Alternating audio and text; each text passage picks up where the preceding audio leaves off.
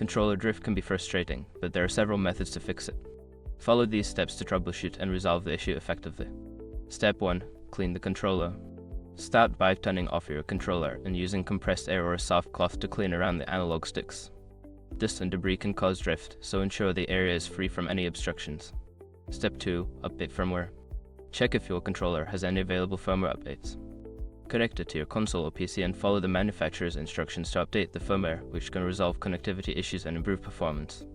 Step 3. Adjust dead-end settings. Access the game settings and look for controller options. Adjust the dead-end settings for the analog sticks. Increasing the dead-end can help reduce the effects of drift by requiring more movement before the input is registered. Step 4. Reset the controller. Perform a factory reset on your controller. This process varies by model, so refer to the user manual for specific instructions. Resetting can clear any software glitches that may be causing the drift. Step 5. Replace the analog stick. If the drift persists, consider replacing the analog stick or the entire controller. You can find replacement parts online or take your controller to a professional repair service for assistance.